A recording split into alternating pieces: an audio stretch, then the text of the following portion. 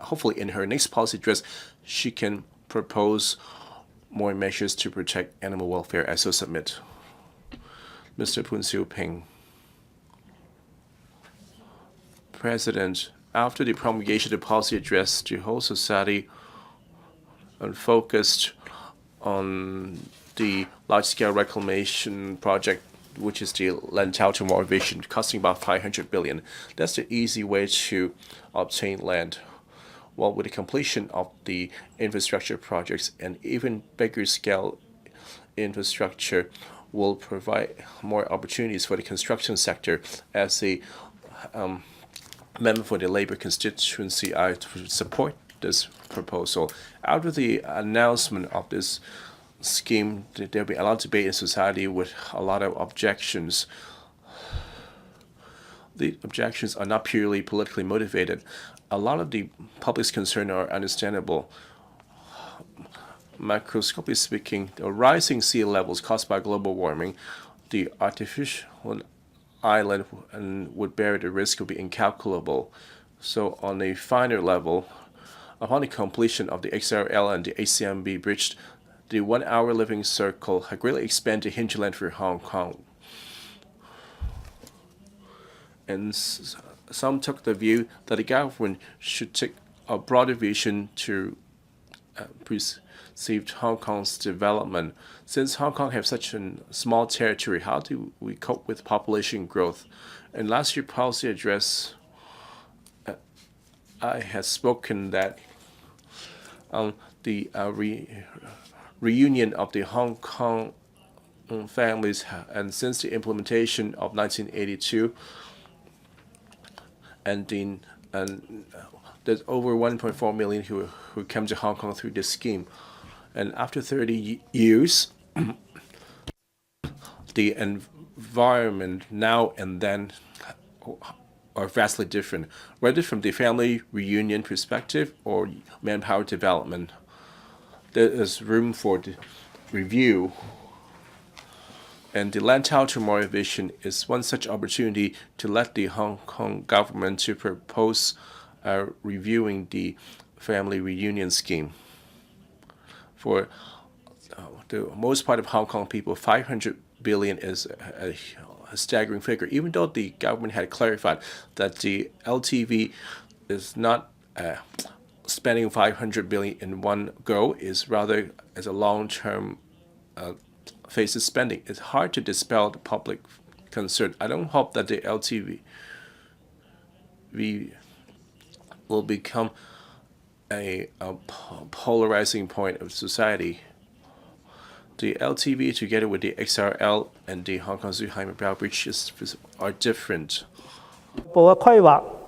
This is entirely an internal planning project. That is how do we develop the Lantau without causing social disruption. This is a test of the government's wisdom. The policy address sets out a number of measures to alleviate traffic congestions, including the redistribution of traffic of the 3 cross-harbor tunnels. In the policy agenda, there will also be a pilot scheme on electronic low pricing scheme and consultation.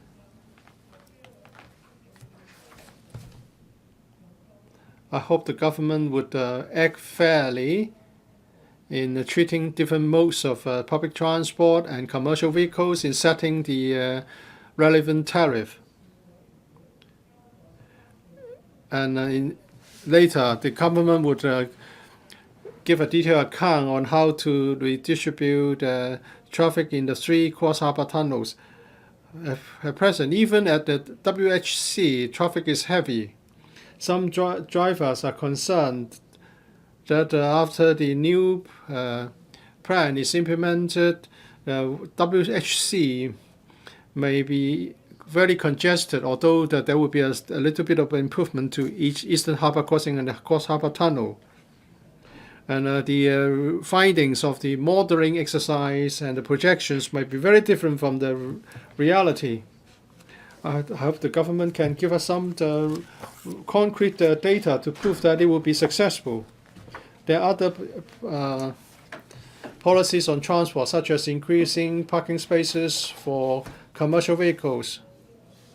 There's a severe shortage of parking spaces at night, and some of the car parks are not conveniently located. The policy address also proposes to phase out Euro 4 commercial vehicles.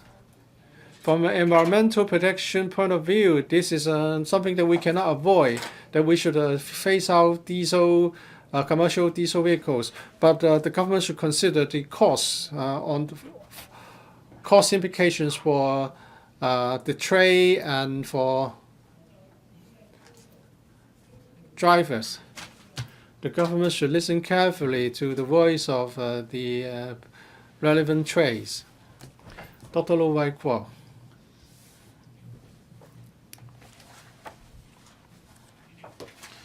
President, Hong Kong is suffering from acute shortage of land, affecting our livelihood. This is indisputable.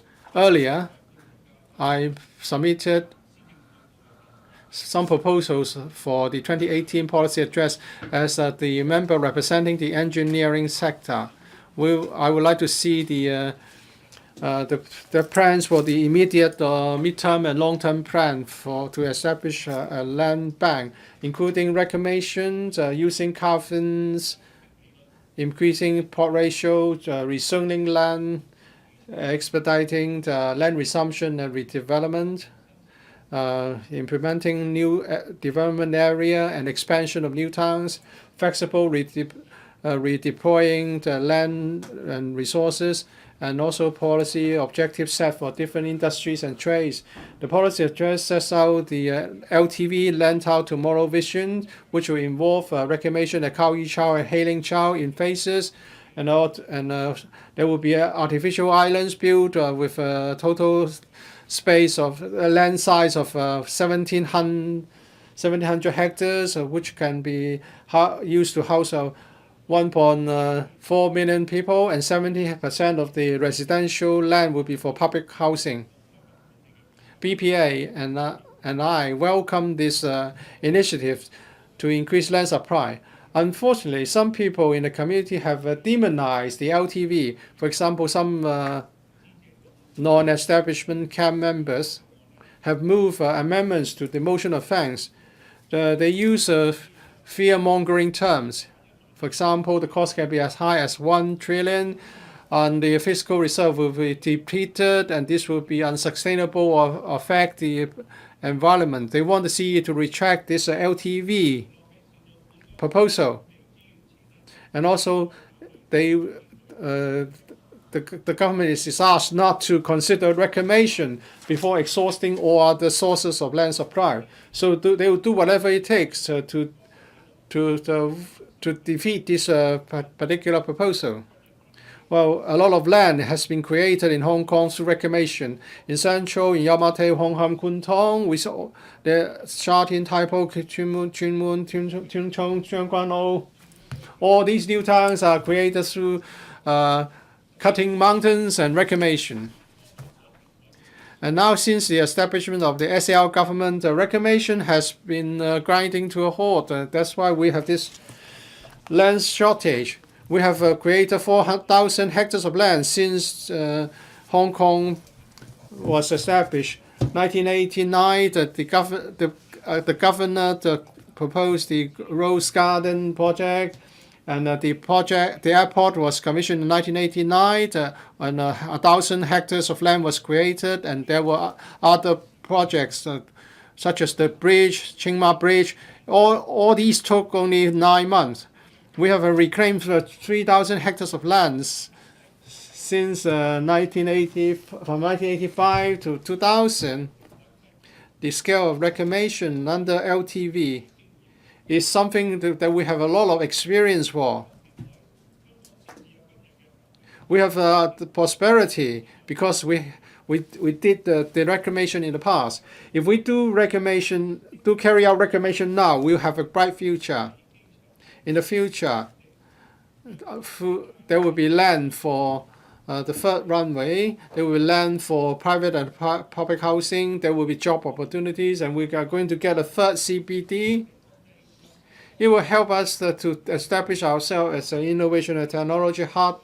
This would facilitate our development. It's certainly very good for all our people. Now the government is just going to start a study on LTV, and still we have people raising objections. Some people say that this is a gamble involving dumping $1 trillion into the sea. The reclamation of the third runway is just $60 billion. The Dongchong reclamation would involve $10 billion because of the difference in the seabed and geology. Reclamation costs will be very different. We can only make the projections after carrying out the studies, but the cost will not be as depicted by the opposition. It said that the LTV would mean the depletion of our fiscal reserve. This will not stand to reasoning. This is going to be conducted in an orderly manner and in phases. And the financing of the project can be done through multiple channels. BPA has suggested that the reclamation bonds be issued so as to raise funds for the reclamation and related projects. And then the debt can be repaid through the revenue generated by land sale. And this will allow people to have an additional investment too. And they can also show their support for LTV by purchasing the bond. Those who oppose to the LTV is short-sighted. They don't see the bigger picture. They have been exaggerated the cost of LTV and ignore the economic and social benefits. President, we are proud to be a city and economy with low taxes. Profit tax, salary tax is just 15%, and profit tax is 16.5%, the lowest among the advanced economy. Tax burdens on our people are low, and we have therefore created a favorable business environment, thus attracting investors from abroad, and our economy is promoted. We can afford to shoulder many social projects. Although we have low taxation, we have through reclamation created 7,027 hectares, which is 26% of the built area of 26,000 hectares. In 2016-2017, revenue through land sale amounted to $163 billion, or 20% of the total revenue for the government. If we do not continue to create land and generate revenue, the low tax system cannot be sustained. And then there will be the need to increase the tax burden of the middle class. The artificial island would create a lot of seafronting land, which is valuable.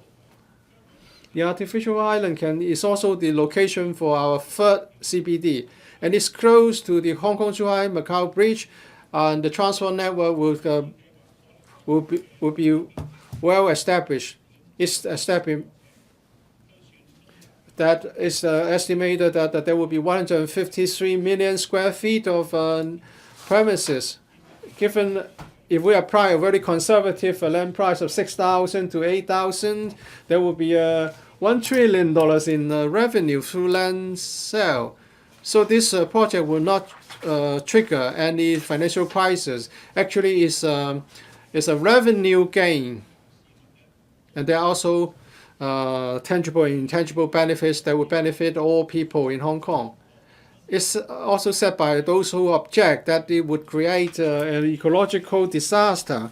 They are not realistic in this estimation. We need to reclaim 650 hectares of land for the third runway to minimize environmental impact.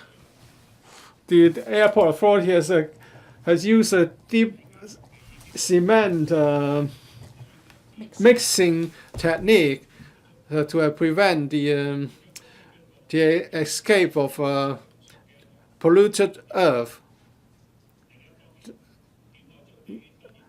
There are many green technologies that we can use for reclamation, and we can also use technical solutions to guard against climate change consequences. What we need to do is not to resolve the technical difficulties.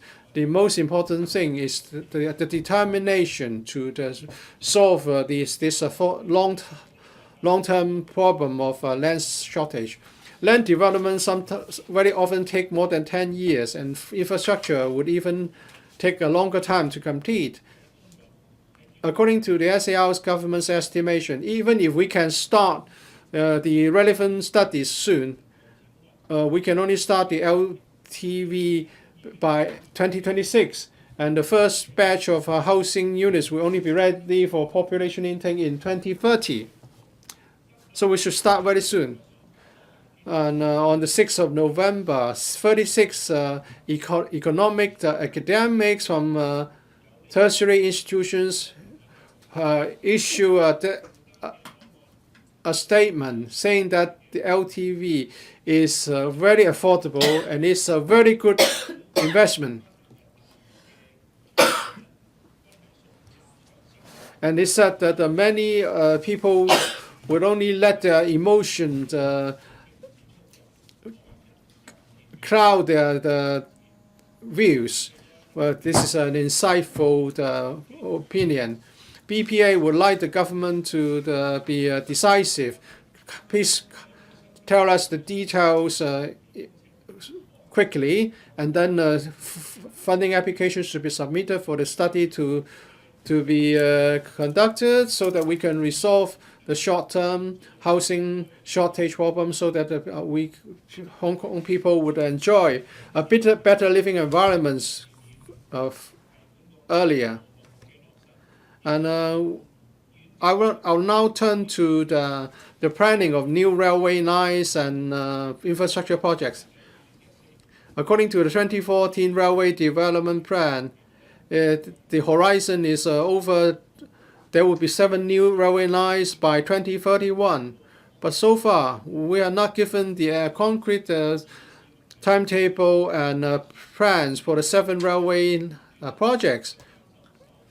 And the people who are responsible for the construction of railway are waiting very earnestly for details to be announced. We need to establish a cross-boundary transport infrastructure to tie in with the Greater Bay City Cluster concept. In the first council meeting this session, I've raised an oral question. According to the SDH, his reply is that the MTRC, in relation to the southern extension of Tuen Mun Link, the Kowloon Station Northern Link, the Kowloon East Extension Line, and the Northern Hong Kong Island, proposals have been made, and the administration is asking for further details from the MTRC. And because of the housing shortage, the government is also examining the railway proposals for Tuen Mun Line extension and Kowloon Station. Consultation will start soon. The engineering sector hopes that there should not be any further delay, and there have been public expectations for more comprehensive railway projects. And the government, in relation to 2030 plus study, is taking forward plans to construct railway projects based on that, the 2030 plus study. And the Lantau Tomer vision and the transport facilities will also be included in the study. In terms of safe city, earlier the government, we have been seeing escalator or lift incidents causing casualties. The hidden danger of lift is a major issue of concern. I have liaised with the administration and I held meetings with the BPA. We hope that the government can defuse this urban bomb, so to speak, as early as possible. BPA has asked for a dedicated fund to embark on modernization of lift, and if needed, subsidies should be provided to owners to repair and maintain lifts. I'm happy to see that the government has announced this $2.5 billion of lift modernization subsidy scheme. We look forward that to the plan being implemented soonest, and subsidy and legal advice should be provided to needy owners, and more resources should also be devoted to train up technical personnel and encourage more young people to join the industry. President, so I speak in support of the motion of thanks moved by Ms. Starry Lee. Mr. Tony Chair. Thank you, Chairman. President, in the policy address, the CE proposed the Lantau to Moravision near Khao Yu Chao and Hailing Chao in the central waters, and an artificial island of 1,700 hectares will be built. Some 400,000 housing units will be built, housing 1.18 million people, and then 40 million square feet of commercial space will also provide. A lot of people are living in subdivided units, and the waiting time for PRH is getting longer. And the property prices are not affordable even to the middle class.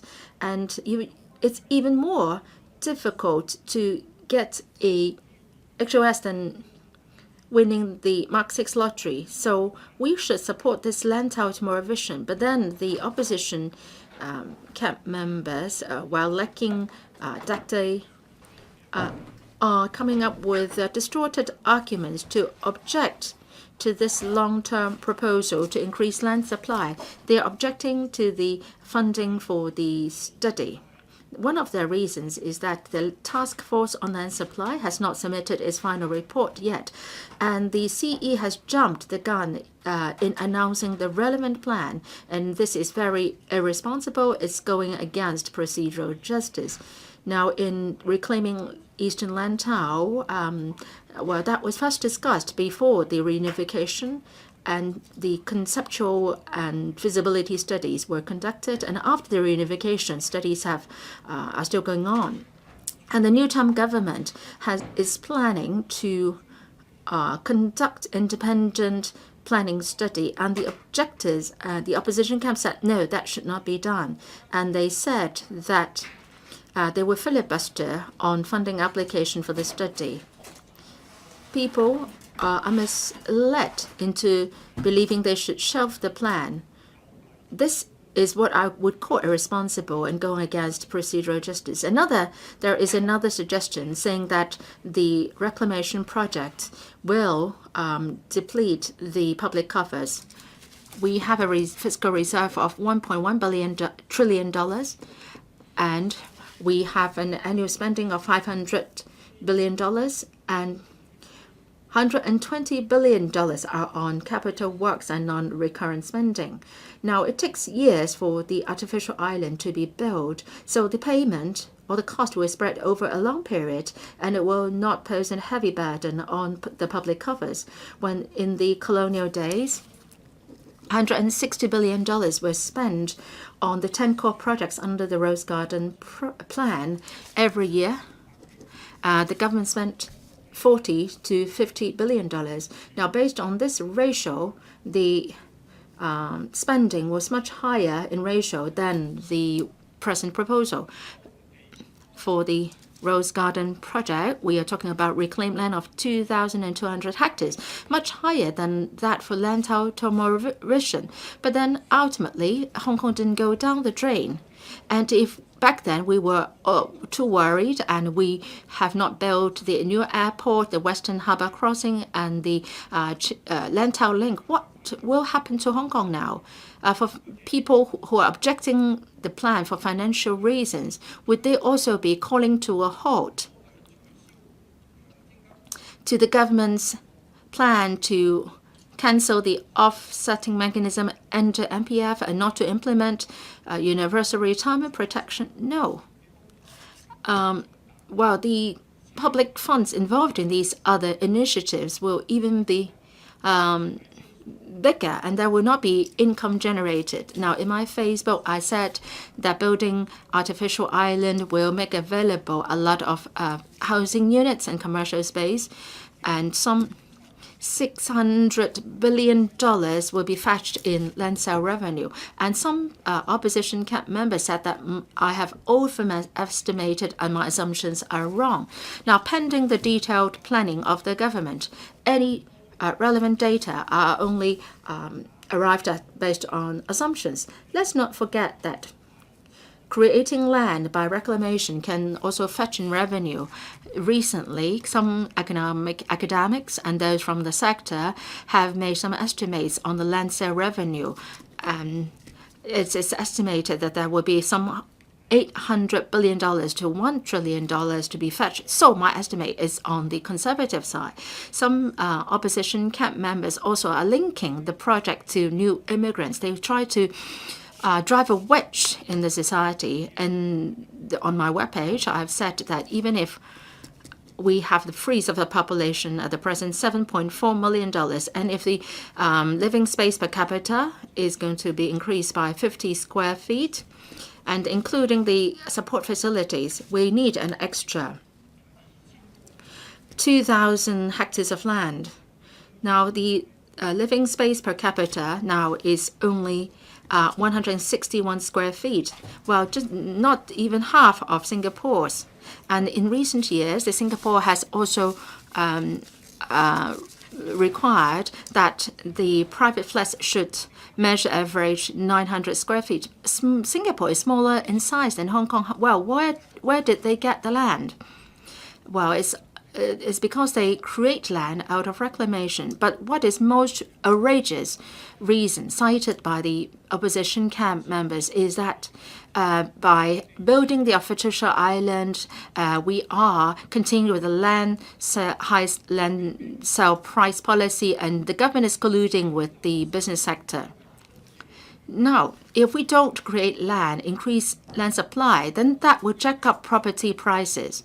And those who benefit most are those who own the land and housing. And the opposition camp members don't talk about, don't reason things out. They don't look at the land supply and demand situation. They are blindly objecting the building of housing. I think they are really the faithful advocates for a high land price policy. Now, as to the area of the artificial island, should it be just 1,000 hectares, or should we be reclaiming 2,000 hectares or even more? And for the land reclaimed, how much will be used for residential purpose? How much for transport infrastructure facilities, hospitals, schools, and community facilities? And what is the ratio of commercial use, and what is the plot ratio apart from shopping centers and offices? Should we have logistics and convention facilities?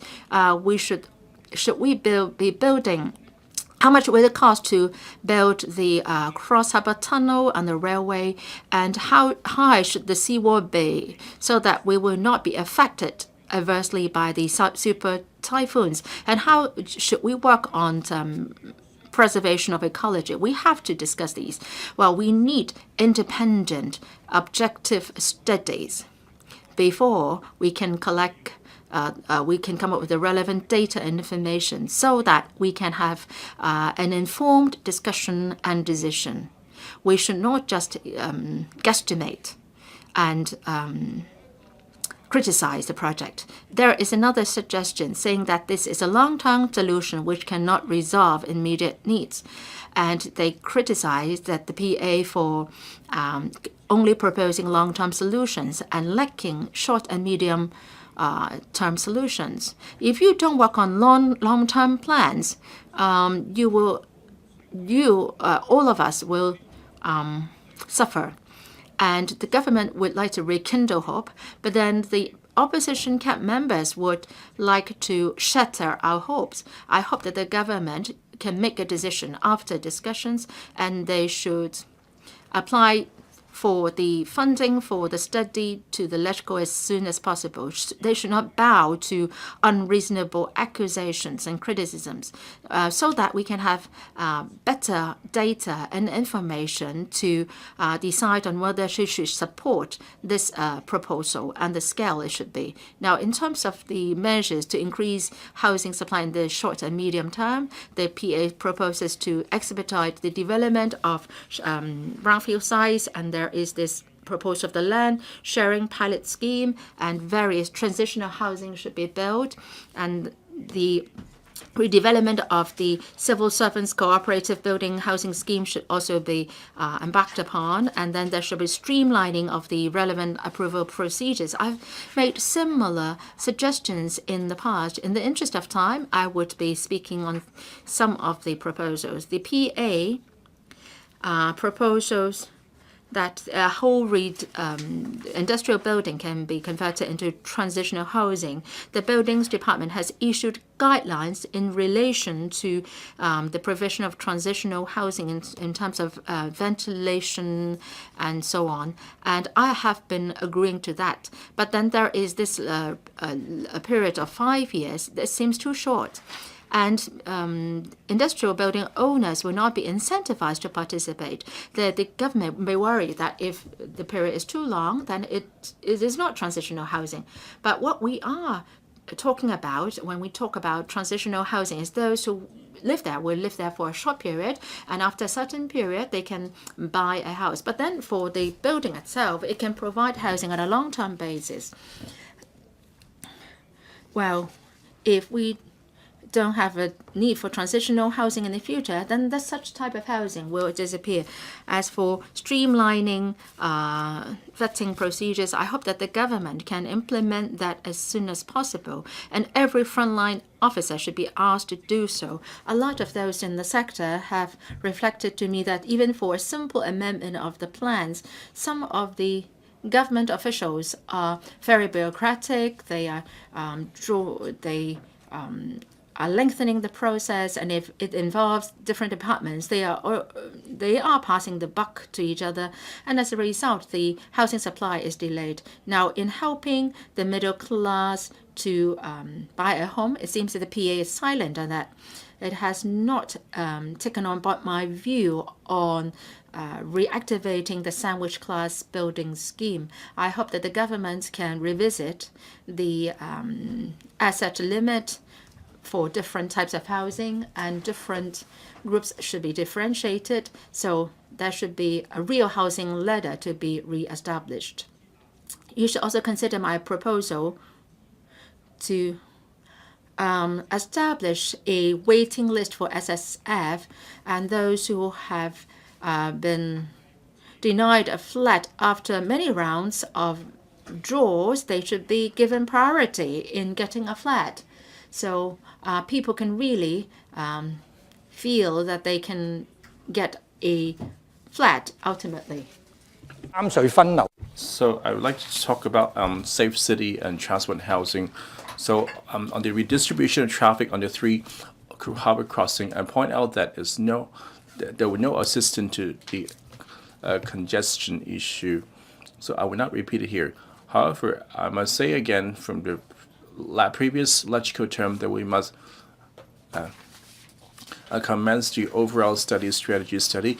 Instead of just focusing on public transport and rail transport, we look into private vehicles, travel coaches, and heavy commercial vehicles, as well as the parking demands, as well as cover the XRL Hong Kong section and XCMB bridge. And to dovetail with the overall transport planning for the Greater Bay Area, and the teething problems related to the HCMB bridge, and to get with the insufficient cross-boundary buses and with overcrowding and existing attractions. And while the connecting roads have yet to be completed and not able to divert tens of thousands of passengers, which left them stranded in Chongcheng, which severely affected the residents. It all stemmed from the government inadequate planning and how it only focused attention on the engineering problems and while at the road safety, it failed to consider to provide of supporting facilities for passengers. So people come here to shop, to eat, and to go into the bathrooms, and to go places. The infrastructure should be human-centric instead of considering the technical challenges and a timetable. In terms of future planning for future infrastructure, they must tap into different expertise, which including the surveying constituency which I represent. Instead of giving them a single function, hope that the government can boost the supporting facilities, the offering of good treatment to the bridge passengers to reduce the impact to local residents. Then otherwise it will lead to another wave of protest. And the policy address emphasized a project management to avoid cost overruns. And for that, my sector and I offer my full support. For example, the high-level pedestrian link, but we should, and however, not that emulate the case of West Kowloon Park, as for lower the cost to take a design is undesirable. And when inviting tenders, they should drop the lowest bidder wins principle, necessary emphasis on the quality and the training of local talent. And on this, I'm glad to hear that on Wednesday that Acting Financial Secretary that they are reviewing the procurement policy with more weighting on technology and innovation to offer more chances for SMEs. And the new procurement system will be implemented next April.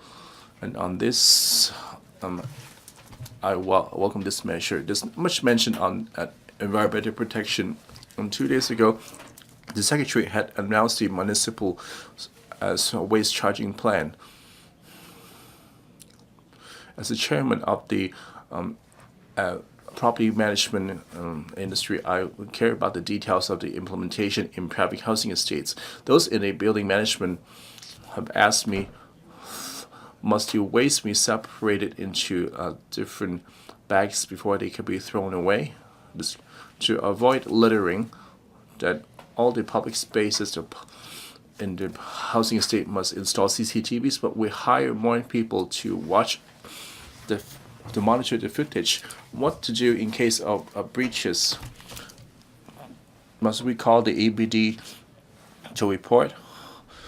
Do we have to hold the rubbish as exhibit?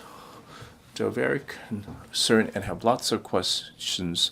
I hope that the government can step up communication and perform consultation and to come up with all sorts of supporting measures before implementation. Otherwise, there will be utter chaos. Even implementing such source separation of waste measures, we still have enough capacity to handle them so as to avoid rubbish all over the place. The landfills will be full in a few years. The Seku Chao incinerator won't be complete in a few years' time, and the 5 organic resource recovery center, only 1 completed. And while the second one start to apply for funding, this is way too slow, Secretary.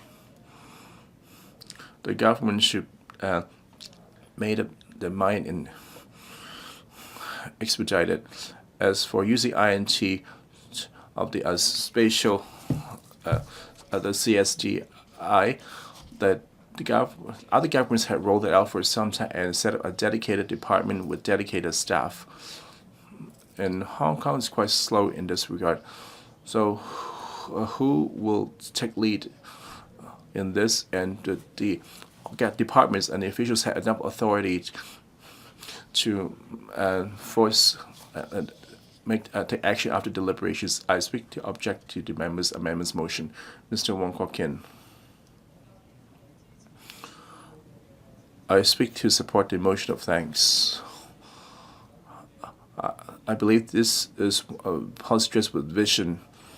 Especially, I would like to praise the determination and the commitment that's displayed. As we all know, to propose reclamation would not win you much support. Not only we met with objections from environmentalists, and also with smearing and attacks from the Democratic camp, also alienate this vested interests. And the reclamation works will take over 2 decades. The fruits will be enjoyed by the government further down the road. So to propose this land title to more vision require much courage and determination. It can be agreed that Hong Kong had a lot of long-standing problems, and some of the major ones have a pressing need to be resolved. And this kind of social ills we have to do with land shortage. For example, housing. The government statistics have shown that the number of PRH applicants is approaching 270,000, and the applicant have to wait on average of 5.3 years. That is the government's figure. From the complaints and calls for help, I received some who waited as long as 7 years. And those who are living in subdivided units, there's about 90,000 units, about 210,000 people. And for the crowded household in the PRH are waiting to split their and for those the residents who are waiting for their estate to be redeveloped, they will hope that their estate can be redeveloped. And those young families not able to own their first home, they'll be waiting for the government to develop more land for housing to offer relief. And for the improvements to traffic congestion also require land for building more traffic infrastructure and to expand the road networks. To relieve traffic congestion, others like economic development, healthcare, elderly services, community facilities, all require a huge amount of land. The policy address mention of reclamation to create more land to deal with the core issue of land shortage. This reclamation plan is one of the feasible major directives. And since the land title to more vision has been proposed, there have been a lot of opinions in the community. Some of them are well-intentioned, and some of them object because they misled, and some of them are objecting for the sake of it. We resort to emotional, so as well as the manipulated political stunt. And of course, we can't rule out that some of the vested interests are operating behind the scenes. Reclamation is perfectly normal in Hong Kong. The topography of Hong Kong is hilly with little flat land. There are little amount of available land that the government has been obtaining land through reclamation for our own development. And since the 1852, the Hong Kong commenced reclamation. As of 2016, there are about 70 square kilometers of 7,000 hectares of land through reclamation, which made up of a quarter of our developed land. About 30% of the population resided in reclaimed land. And About 70% of our commercial activity took place in this reclaimed land as well. There are 9 new towns in Hong Kong, 6 of which required land reclamation. The Tuen Mun reclaimed 330 hectares, and Tai Po reclaimed 380 hectares, and Tsuen Wan reclaimed 140 hectares. TKO 680 hectares. Tung Chung 128 hectares. Sha Tin is over 1,000 hectares. And the Kok Ka Airport, which is the pride of Hong Kong, was also built up 1,248 hectares of man-made island. As you can see, using reclamation to create land to respond to social needs has been a long-standing tradition of. And due to political factors and personal gains, have decided to demonize reclamation, demonize this Lantau Tomorrow mission, and come up with all sorts of ridiculous grounds to attract the public. Let me cite some of their justifications. Some claim that the reclamation is like throwing money into the sea.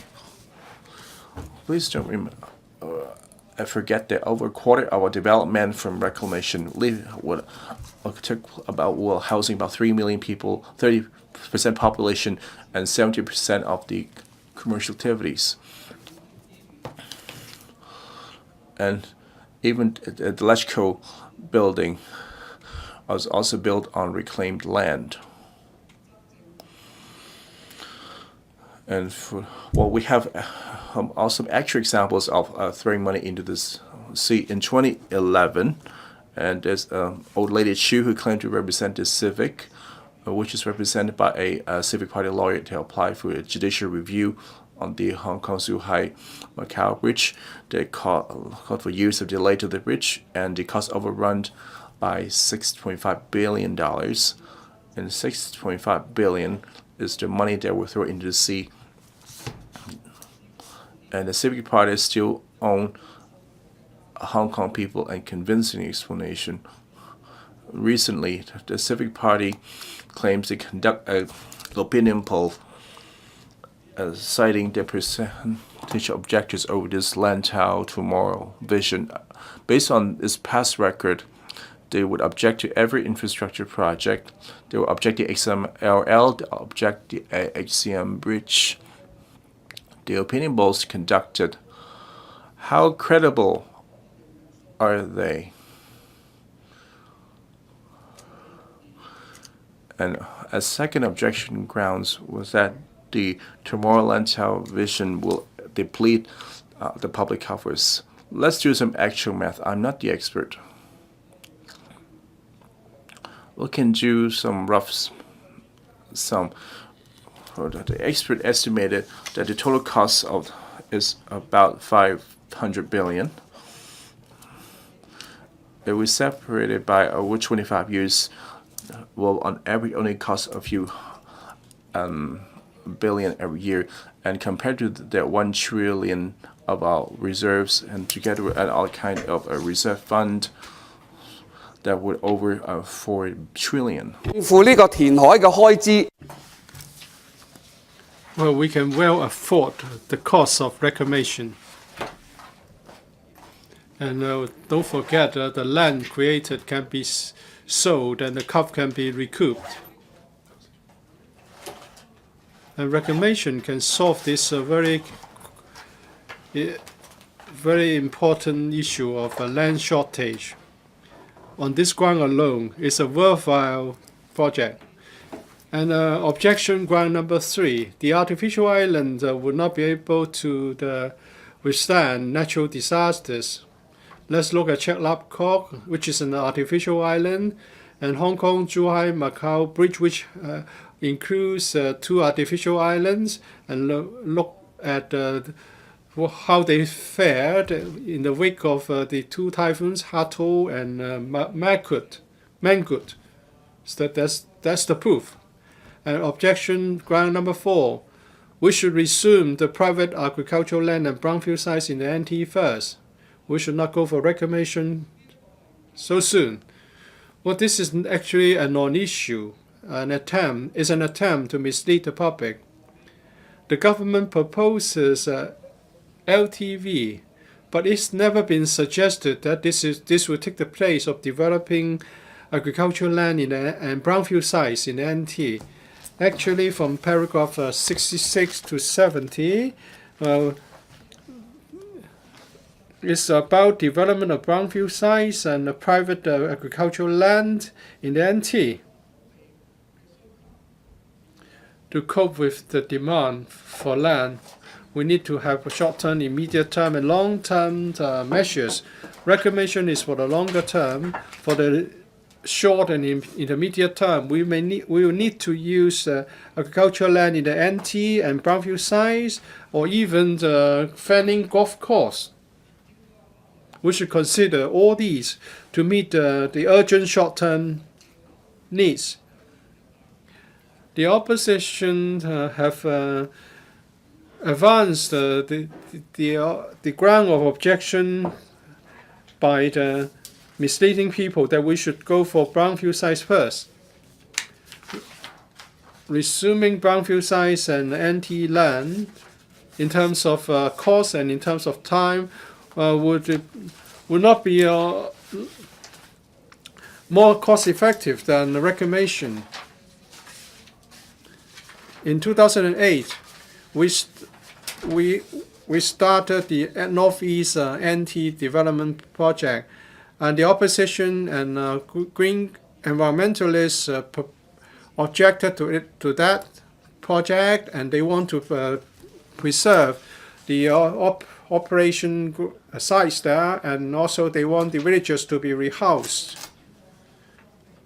So 10 years have passed, and we haven't reached the stage of land resumption, let alone the construction of residential buildings. The opposition camp now opposes the Lantau Tomorrow vision and proposes that the government should resume land from private agricultural landowner and brownfield site operators. Or do they think that we don't have any memory? Or do they still support the aspiration of node relocation and node clearance? And there's another ground that the scale is too large.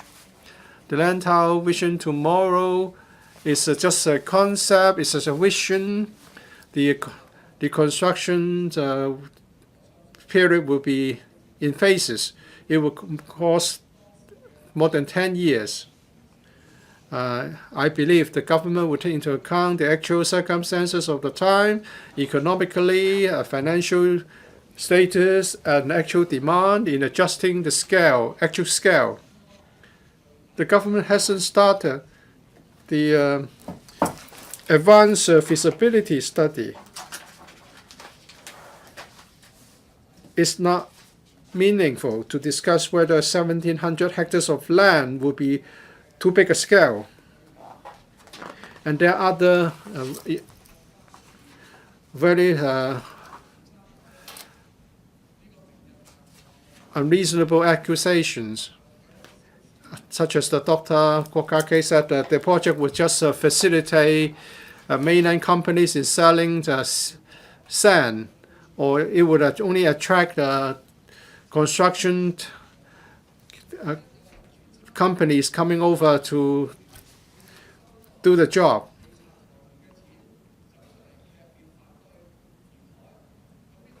Can we say that some members here have received money from developers so that they are now raising objections? Of course, I won't do speculations like that. The Lantau Vision Tomorrow is a response to our need for land. Land shortage is an acute problem for Hong Kong. Some have blamed the increase in new immigrants from the mainland, leading to the imbalance in the supply and demand in the housing market. So the problem can be solved by drastically cutting the number of one-way permits. There's no need for reclamation. But this kind of reasoning cannot stand up to scrutiny. According to a joint statement by 36 academics, in the past 20 years after the reunification, the growth has been the slowest. It's just 0.6% per annum. It's even lower than, smaller than 1%. Population growth is slow, but the deceleration in land supply is even more serious. From 1995 to 2004, we have created 78,000 hectares for reclamation. But from 2005 to 2014, we have only produced 1,100 hectares. In the 15 years from 2000 and 2015, through reclamation, we created some 960 hectares of land, mainly for infrastructure projects. So you can see the land shortage and housing shortage are mainly due to the low supply and not because of the increase in population. If we bring new immigrants for our housing problems, we are making them scapegoats. Well, this is a clear attempt to stir up social conflict. It's a very ugly maneuver to stir up internal social confrontation. Our neighbors, unlike us, Macau, Singapore, have in the past creating land through reclamation to support economic and industrial development. Macau and Singapore rely heavily on reclamation to solve land shortage problem. Singapore has insisted on relying on reclamation. The land mass has increased by 24% from 580 hectares to 718 hectares, or it's 13,800 hectares. Macau has increased its land by 60%, or by 19,000 hectares. Shenzhen in the last 10 years reclaimed 5,000 hectares of land. So we can see the reclamation is an important tool for many cities in promoting economic growth and land formation. President, we support the Land How Tomorrow vision. The land created will be sufficient for Hong Kong in the coming 2 to 3 decades. We urge the government to conduct thorough and comprehensive studies for the project, and to release information to the public, offer clear explanation for the project so that the public will support it. And the government should also embark on short-term and immediate terms of land creation programs, such as brownfield sites in the NT and land sharing scheme, so as to resolve the problem both for the short and the intermediate term. President, speaking as a political participant for years. Well, usually the government exhibit lack of perseverance and would shirk away from difficulties. But this time, we are talking about an important matter. Reclamation is important. I hope the SAR government will be decisive and make a determined effort to solve this long-standing problem. Mr. Yik Chi-ming. President, for this session, we have to discuss land, traffic, and environmental affairs. I will talk about land first. There's a keen demand for housing. The Liberal Party, therefore, does not object to the assembling of brownfield sites and develop them. But I have to stress that the operations on brownfield sites are there to support port and vehicular repair and other trades. These brownfield site operations are essential. Therefore, the government must accommodate these operators first. And we're not just talking about simple relocation. They would like the government to identify alternative sites for them. The government is looking into the possibility of accommodating these operations in multi-story buildings. But there are operations such as storage of prefabricated material which cannot be carried out in multi-story buildings. So alternative sites must be offered. The fact that we have operators on these brownfield sites is because the low rent. So if in the future multi-story buildings are offered for these operators, the rent must be affordable. The government should decide the rental level on the basis of promoting industrial development. And if there are sites offered to take the place of brownfield sites, the term should be long so that operators will be interested in taking them. The government should consider the contribution of the operator instead of offering the contract to the lowest bidder, because the operator will have to invest in infrastructure, power supply, and land formation, and the investment should not be totally lost once the lease expires.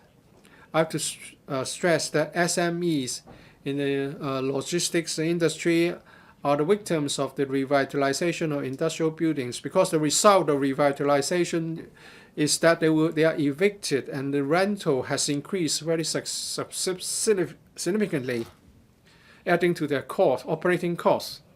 So in the new round of industrial building revitalization project, we must reserve some industrial premises for logistic industry. To tie in with the supply of land and housing, we should also be forward-looking and develop the potential sites. In the Land Town Tomorrow Vision announced in the policy address, to tie with the island, there will be strategic road networks and railway projects.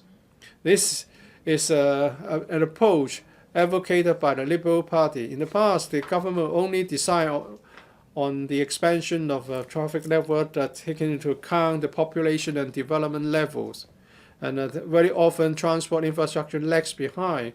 And the new population will be living in a sort of an isolated area. Cheung is a case in point. I hope that this infrastructure first before the population intake will be applied to other new development areas. This year, we see it's a bumper year for transport infrastructure. XRL, the Hong Kong Zhuhai Macau Bridge, Lin Tong, Hung Yuen Wai, the boundary crossing facility will be commissioned very soon. In the initial stage of commissioning, the ticketing arrangement for XRL and the transport arrangement for Hong Kong Zhuhai Macau Bridge encounter problems. We know that there are teething problems. The SAR government should liaise with the relevant authorities to sort out transport problems. The Liberal Party would like the government to learn from the two infrastructure projects so that the new Lin Tong Hung Yuen Wai boundary crossing facilities will see a smooth start.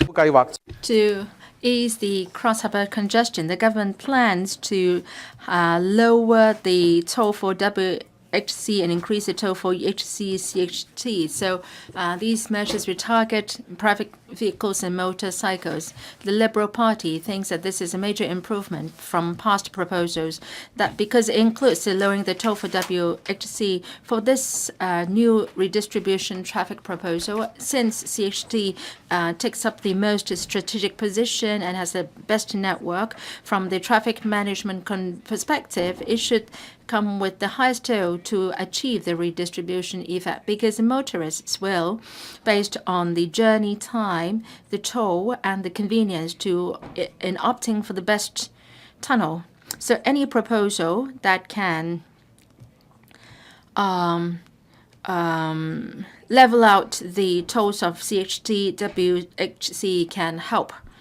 Now, the WHC may also be congested as a result of the government's proposal.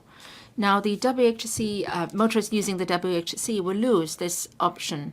But then the proposal of the government will commence effect only in 1st of January 2020. And in 2090, the Eastern Corridor Link Connection Road and the Central Wan Chai Bypass will be commissioned, and that the traffic in the area will be improved. So there will not be further congestion at WHC, but the government must study into whether we should need a 4th cross-harbor tunnel. I think the LegCo should support the government's proposal. I must raise these 2 points for your consideration. First, as what Mr. Tommy Cheung said, the government's proposal is to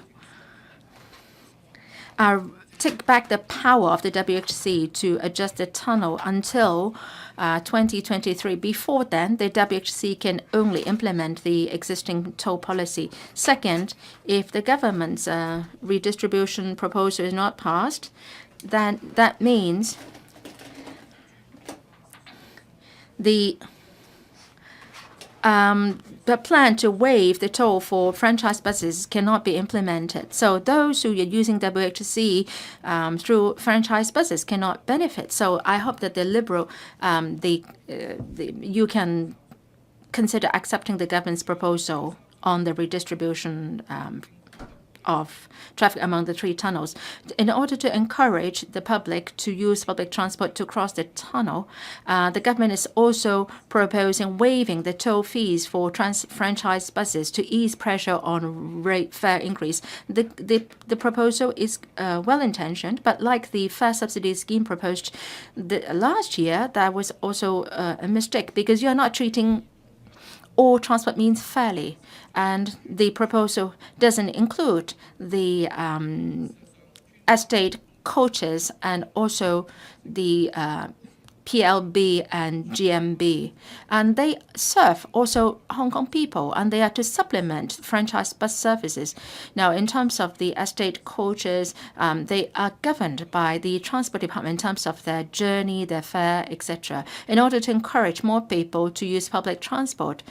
So the PLBs and also the estate coaches should be covered under the waiver scheme. The government has emphasized that we should try to achieve a balance among the different public transport, but it is launching measures undermining such a balance. For the fare subsidy scheme proposed last year and also the toll waiver for franchised buses, and also for the $2 concession scheme for the elderly and the disabled, well, only some of the transport modes are included, and there is unfairness. The Liberal Party hopes that there should be a review soon on the $2 concession scheme, and the scheme should also cover PLB or the GM, the red light buses and the Kaitos with octopus installation. The Liberal Party also hopes that the government can embark on the 4th comprehensive transport study as soon as possible, so that that could be good planning for meeting future transport demands. The government said it will study into concessionary tunnel tolls for vehicles engaged in commercial activities. Now, light goods vehicles, heavy vehicles, and coaches play an important role in Hong Kong's economic development. Now, as of now, their tunnel tolls are relatively high, and if we can consider their contribution to local economy, and they are allowed concessionary fares, then that would be a good policy, and they can help cut down on the operating cost. Now, to tackle the problem of insufficient parking spaces, the PA said that in government facilities and in public open space, more car parking spaces should be provided. In the next 5 years, an additional 1,500 car parking spaces will be provided, but it's a drop in the bucket only. The government, in response to housing needs of the society, is turning or is taking back a number of plots on STT for development. In Kai Tak, there are 2 temporary car parks providing 500 car parking spaces. They will be taken back for development purpose. I believe that a sports complex will be built.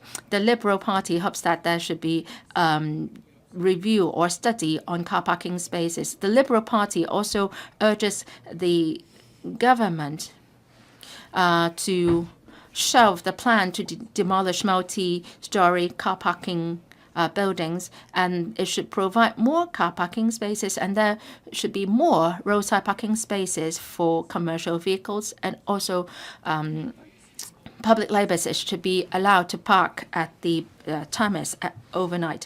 And also, the government has been silent, the PA has been silent on park pies, which is being hired for a reward. The law enforcement has been lax, and what is most ironic is that the CE would like to maintain Hong Kong as a safe city, but at the same time, we are having so many illegal activities of hiring for reward. And once accidents occur, I mean, not adequate protection is afforded to the customers. Such illegal hiring activities deal a blow to public transport and taxis and PLBs. 20 of the vehicles are left idle because of insufficient number of drivers. I hope that the THB should ask the police to strengthen law enforcement and to try to amend the law as soon as possible to increase the penalties for driving park pie and even confiscate such vehicles. To improve roadside quality, the PA also proposes that by 2013, the Euro 4 commercial diesel vehicles should be phased out. The Liberal Party hopes that such a plan should be used as a blueprint to phase out other vehicles. And for Euro 4 vehicles, they straddle across a long period. Some are as old as 13 years, others as young as 44 years.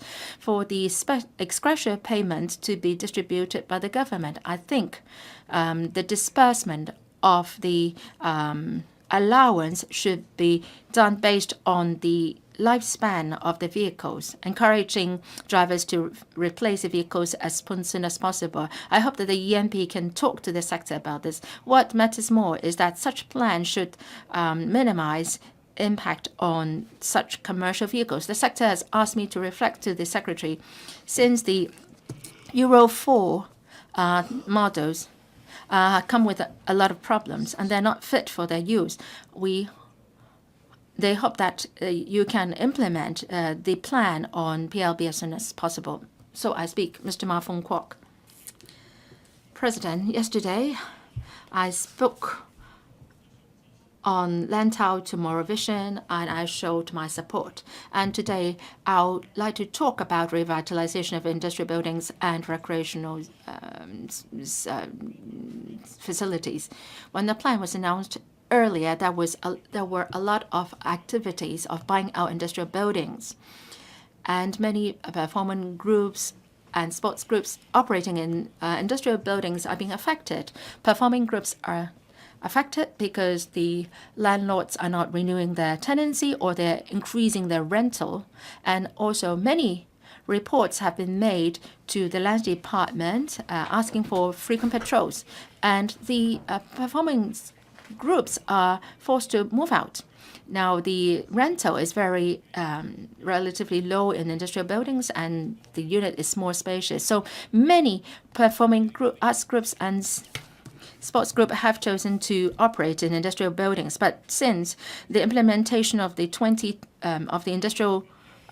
policy towards industrial buildings in 2010, some of the performing groups have been evicted, and some have to suffer from high rentals, and they have had a hard time. And the government is relaunching the reindustrialization policy, and developers are trying to do all sorts of things, and it's very worrying to the performing arts groups. Additional conditions are imposed, asking the applicants to use 10% of the GFA to be used for government uses from the perspective of the sector, of course, reservation of space for use by the sector and the government use is good. But I hope that the government can make available such space for use by recreational groups. But the key lies in whether such space reserved can really be continued to be used by performing arts groups affected by your policy. I hope that the government can devise a mechanism whereby those now operating in the industrial buildings can continue to use such space. As for the government's efforts to encourage land owners to redevelop buildings built before 1987, and there should be can be a 20% increase in the office space. I think the government should be asking the redevelopers to reserve 10% of the GFA for government use. And the government can also consider relaxing the PR, also waiving some of the land premium to offer more incentives for redevelopment, and also, as a result, offer more space for culture and art use and sports and recreational uses. As for the relaxation of land use waiver, performance arts groups will be allowed to enjoy a land waiver in using the industrial buildings. Well, that's a welcome initiative. While the performance arts groups can't afford the land premium, some landowners are turning a blind eye to performance arts groups operating illegally in the industrial buildings. I hope that if the government can do that, the landlords are more willing to rent out their spaces to the arts groups, and they would not be worried that the law will be enforced against them. As for the extending the use of the buffer floor for use by data centers, and that means that lower floors of industrial buildings can be used for some other purposes. And I think the CE is allowing for relaxation of the use of lower floors of industrial buildings, and that ties in with her promises made in her election manifesto. Now, there should be a one floor of buffer zone in industrial buildings, and the buffer zone should be left vacant, or it can be used for car parking purposes. The restrictions are stringent. Now, if the use is relaxed, and I think the landlords will be more incentivized to redevelop industrial buildings. But the existing policy is that such buffer floor can be rezoned for use as arts and cultural uses, and also for shops and restaurants, etc. Can such a policy help the arts and culture sector so that they can really use the buffer floor? I hope that when the policies be implemented, clearer requirements should be set to take care of the needs of the sector. Well, the major performing venues are managed by LCSD based on fair usage policy that it's difficult to allocate a venue to one art group. Unlike foreign countries, we allow popular performances to stage for a long time, or let them company art group to station at the venue. Even though different facilities will commence operation in the West Kowloon district, and the LEUNG Theater and might commence in 2020, and yet the number of venues are still limited. Well, there's a severe shortage of private performing venues, which curtail the development of the art groups. The government should consider how to utilize existing space, especially industrial buildings, to create more private performing spaces.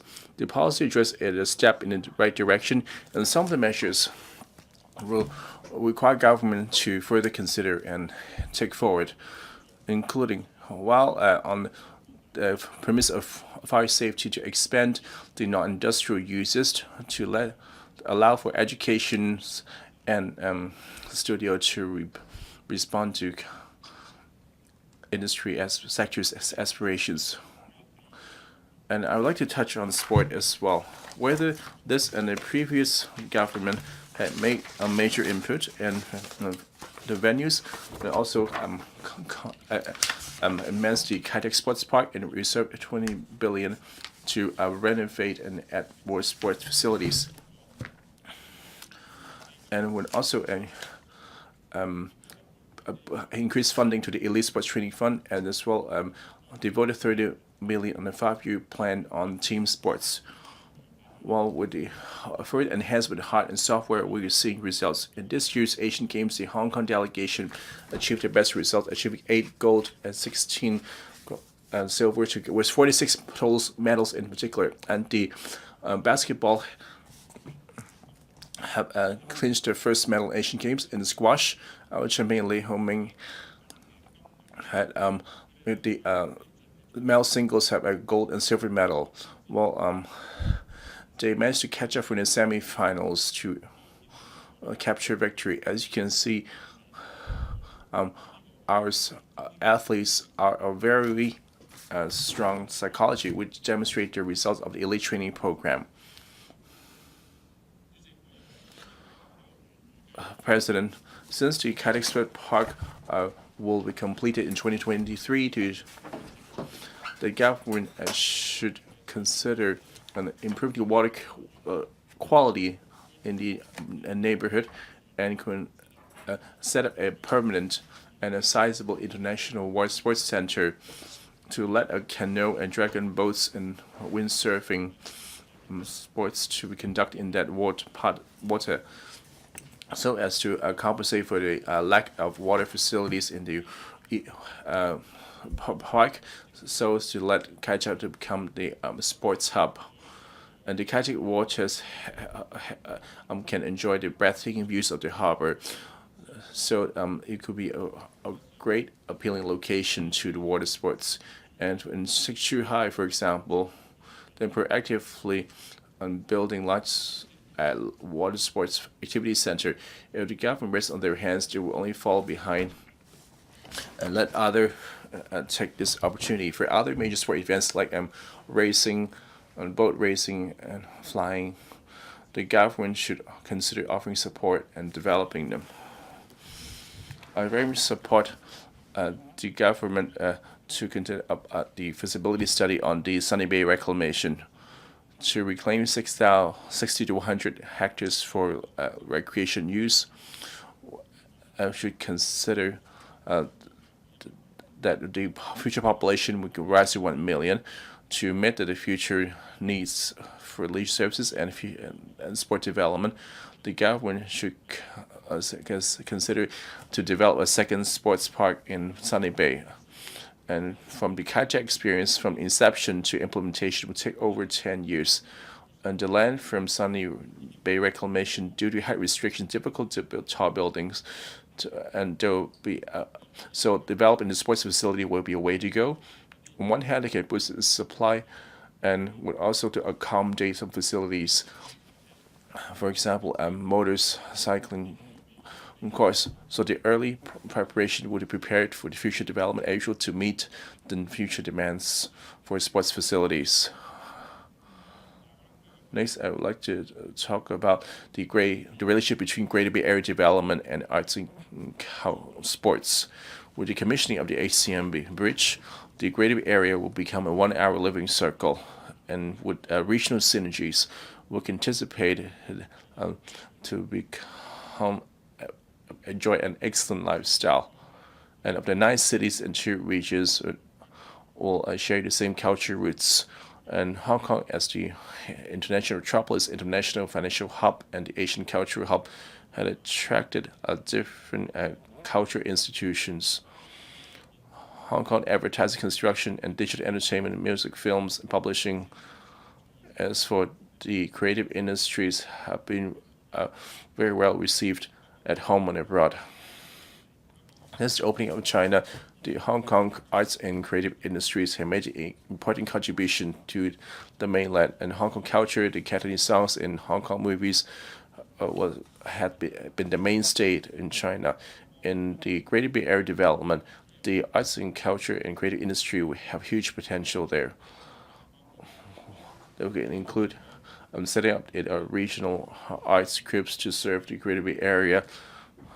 For example, Cantonese opera troupe, and also need to enhance their ability to tour to capture these new markets. And for recreation, this Greater Bay Area city cluster offer complementary advantages, and to seek room for cooperation to promote this, sports development. For example, to jointly organize large-scale sports events, to let the cities jointly participate, exchange their techniques, also promote organizing more sport events to promote the common development and resource sharing. For example, to conduct training in mature sports facilities, as well as to promote development of sport industries, to tap into the high-speed growth of the sports sector. And for the arts and sport culture opportunities, and the commitment by the government fell severely short. The government should has input, I so submit. The meeting without adjournment continue, resume by 9 in the morning.